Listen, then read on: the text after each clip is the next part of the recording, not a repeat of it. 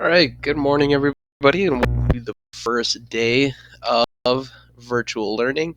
I know at first this might get tricky and be challenging, and that is totally fine. And if you are feeling that way, please, let's start out. Message me, video chat with me. If you have my phone number, call or text so we can get this figured out. Because at first, this could be tricky, and I think by the first few days, we'll have it down. And I'll make sure to, after we read our first chapter, to explain a few things too. Okay. So remember, if you are looking at the questions or you are looking at the book on its own, leave that and make sure you're watching this YouTube video first. The YouTube video that I am recording and talking on right now is what you should be doing first, okay?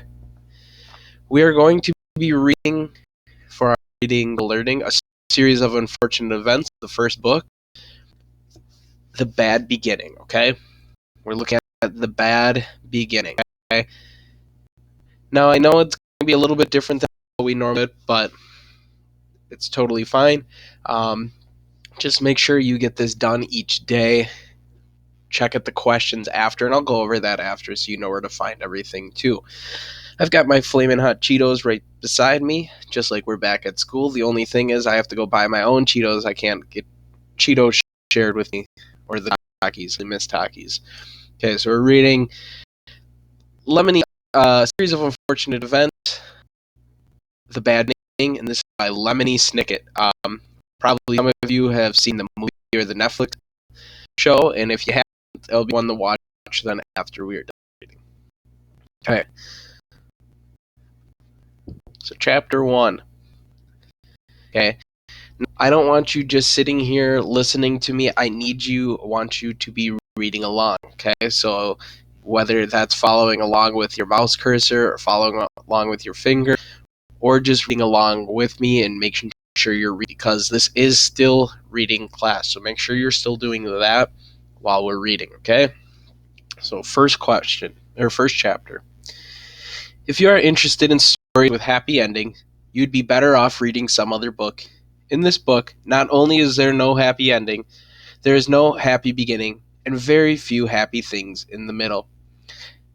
This is because not very many happy things happen in the lives of the three Baudelaire youngsters, Violet, Klaus, and Sonny Baudelaire.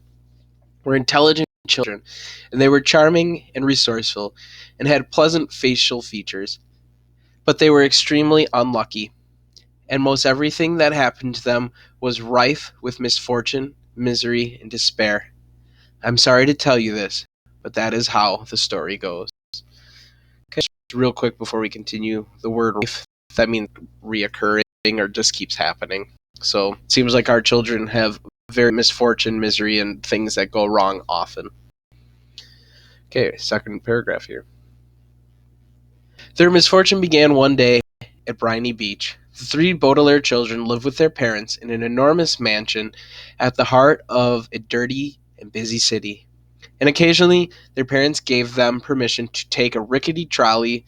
The word rickety, you probably know, here means unsteady or likely to collapse, alone to the seashore, where they would spend the day as a sort of vacation, as long as they were home for dinner.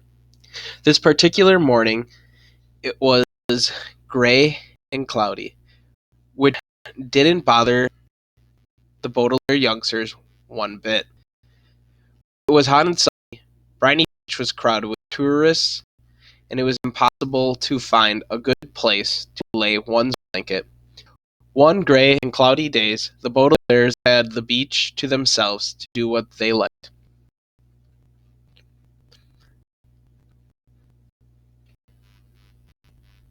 Violet Baudelaire, the eldest, liked to skip rocks.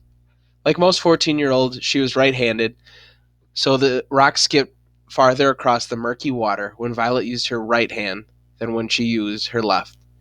As she skipped rocks, she was looking out at the horizon and thinking about an invention she wanted to build. Anyone who knew Violet well could tell she was thinking hard because her long hair was tied up in a ribbon to keep it out of her eyes. Violet had a real knack for inventing and building strange devices. So her brain was often filled with images of pulleys, levers, and gears, and she never wanted to be distracted by something as trivial as her hair. This morning, she was thinking about how to construct a device that could retrieve a rock after you had skipped it into the ocean. Klaus Boer, the middle child, and the boy liked to examine creatures in tide pools. Klaus was a little older than 12 and wore glasses, which made him look intelligent. He was intelligent. The Baudelaire parents had an enormous library in their mansion, a room filled with thousands of books on nearly every subject. Being only 12, Klaus, of course, had not read all of the books in the Baudelaire library, but he had read a great many of them and had retained a lot of the information from his readings. He knew how to tell an alligator from a crocodile. He knew who killed Julius Caesar, and he knew much about the tiny, slimy animals found at Briny Beach, which he was examining now.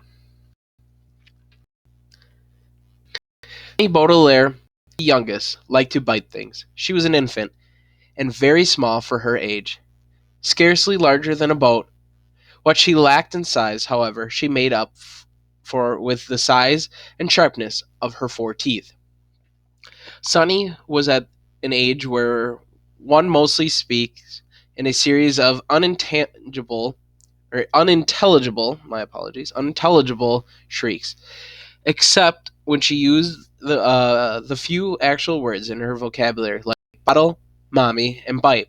Most people had trouble understanding what it was that Sunny was saying. For instance, this morning she was saying "gack" over and over, which probably meant look at that mysterious figure emerging from the fog. Okay, so right now we know we have three characters. We have Sunny, Klaus, and Violet. Okay, they're siblings. What I want you to do is just take a break, take a minute before I continue reading, and think how are the three characters, the three siblings, different from one another? Okay, they all have different characteristics. Violet, the oldest, Klaus, the middle child, and then Sunny is the youngest. She is like a baby. Okay, so I want you to think how are the three different? What are their characteristics? Take a quick minute.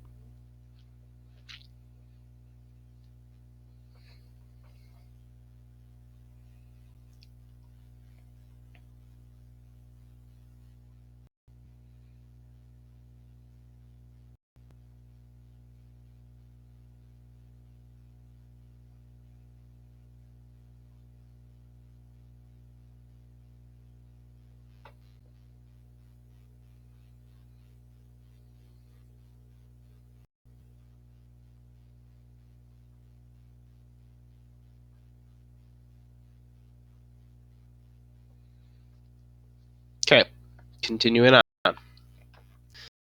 Sure enough, in the distance along the misty shore of Briny Beach, there could be seen a tall figure striding toward the Baudelaire children. Sunny had already been staring and shrieking at the figure over some time when Klaus looked up from the spiny crab he was examining and saw it too. He reached over and touched Violet's arm, bringing her out of her inventing thoughts. That Klaus and pointed toward the figure. It was drawing closer, and the children could see a few details. It was about the size of an adult, except its head was tall and rather square. What do you think it is? Violet asked. I don't know, Klaus said, hinting at it, but it seems to be moving right towards us. Alone on the beach, Violet said, a little nervously. There's nobody else it could be moving toward. She felt the slender, smooth stone in her left hand, which she had been about to try to skip as far as she could. She had a sudden thought to throw it at the figure because it seemed so frightening. It only seems scary, Klaus said, as if reading his sister's thoughts, because of all the mist. This was true. The figure reached them. The children saw with relief that it was not anybody frightening at all, but somebody they knew, Mr. Poe. Mr. Poe was a friend of Mr. and Mrs. Baudelaire's, whom the children had met many times at dinner parties. One of the things Violet, Klaus, and Sunny really liked about their parents was that they didn't send their children away when they had company over, but allowed them to join the adults at the dinner table and participate in the conversation as long as they helped clear the table. The children remembered Mr. Poe because he always had a cold and was constantly excusing himself from the table to have a fit of coughing in the next room. Mr. Poe might have coronavirus, I don't know, but he's always coughing. Mr. Poe took off his top hat, which made his head look large and square in the fog, and stood for a moment coughing loudly into a white handkerchief. Violet and Klaus moved forward to shake his hand and say, "How do you do?" "How do you do?" said Violet. "How do you do?" said Klaus. "Oh, wow," said Sunny. "Fine, thank you," said Mr. Poe, but he looked very sad. For a few seconds nobody said anything, and the children wondered what Mr. Poe was doing there at Briny Beach, when he should have been at the bank in the city where he worked. He was not dressed for the beach. "Nice day," Violet said finally, making conversation. Sunny made a noise that sounded like an angry bird, and Klaus picked her up and held her. "Yes, it is a nice day," Mr. Poe said absently, staring out at the empty beach. "I am afraid I have some very bad news for you children." Three Baudelaire siblings looked at him. Violet, with some embarrassment, felt the stone in her left hand and was glad she had not thrown it at Mr. Poe. "Your parents," Poe said, "have perished in a terrible fire." The children didn't say anything. "They perished," Miss Poe said, "in a fire that destroyed the entire house. I'm very, very sorry to tell you this, my dears." Violet Violet took her eyes off Poe and stared out at the ocean. Mr. Poe had never called the Baudelaire children "my dears" before. She understood the words he was saying, but thought he must be joking, playing a terrible joke on her and her brother and sister. "Perished," Miss Poe said, "means killed." "We know what the word perish means," Klaus said crossly. He didn't know what the word perish meant, but he was still having trouble understanding exactly what it was that Mr. Poe had said. It seemed to him that Mr. Poe must have somehow misspoken. "The fire department arrived, of course," Mr. Poe said, "but they were too late. The entire house was engulfed in fire. It burned to the ground." Klaus pictured all the books in the library going up in flames. Now he'd never read them all. Mr. Poe coughed several times into his handkerchief before continuing. "I was sent to retrieve you here and take you to my home. Here you'll stay for a time while we figure things out. I am the executor of your parents' estate. That means I'll be handling their enormous fortune and figuring out where your children will go. When Violet comes of age, the fortune will be yours, but the bank will take charge of it until you are old enough." Although he said he was the executor, Violet felt like Mr. Poe was an executioner. He had simply walked down the beach to them and changed their lives forever. "Come with me," Mr. Poe said, and held out his hand in order to take it. Violet had to drop the stone she was holding. Klaus took Violet's other hand, and Sunny took Klaus's other hand, and in that manner the three Baudelaire children, the Baudelaire orphan, now were led away from the beach and from their previous lives. Okay, so that's chapter 1, series of unfortunate events. Okay, so what you're going to want to do now that I've finished reading it is you're going to want to go now back to Google Classroom, okay? Now in Google Classroom, it's here right now because I'm recording this.